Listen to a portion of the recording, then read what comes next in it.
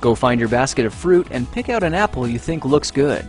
Now, using a sharp cutting knife, carefully cut the apple at a slight diagonal so that it slices right through the center of the apple core. While we're here, let's save 2 of the seeds because we'll be needing them later. Now that we've got our 2 halves, let's take the side that still has the bottom attached and place it face down on a cutting board. We'll need to place 2 butter knives perpendicular with the top and bottom of the apple. Now we can carefully cut down along one side of the apple core until the knife bottoms out on our makeshift spacers, then use the spacers as a guide to gently cut in from the side. When the 2 cuts meet, you'll have an apple wedge that pops right out. And while we're here, let's cut a piece from the other side the same way. Now our goal with these is to cut out 3 more L-shaped wedges about a 1/4 inch thick. And this time, rather than cutting in sideways toward your fingers, try turning the piece over so you can cut downward and meet the first cut at the bottom. Now with a little wiggle, a new apple wedge should break free.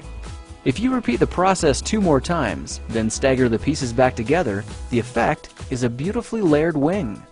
Now just cut the other piece the same way and your swan's body should look like this. To make a place for the head, all we need to do is carefully cut into the front of the body and gently lift the pieces out to reveal a clean and fairly deep groove. At this point, we can go ahead and grab the other half of the apple and place it between the butter knives like before. But this time, we're just going to use them as spacers to cut an even slice off the bottom.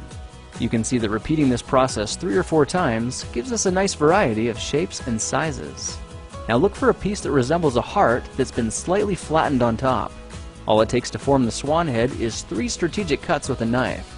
I made 1 angled cut to form the head, a horizontal cut to form the neck, and 1 slanted cut at the bottom for the base. Now you should be able to see how this is coming together, and to clean it up a bit, just use your knife to round off the sharp edges.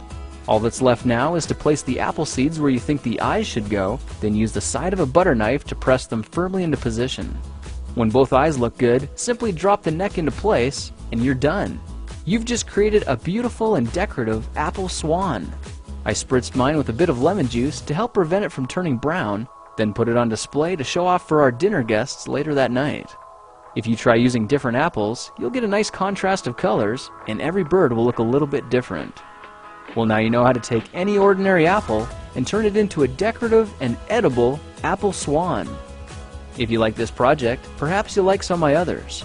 Check them out at thekingofrandom.com.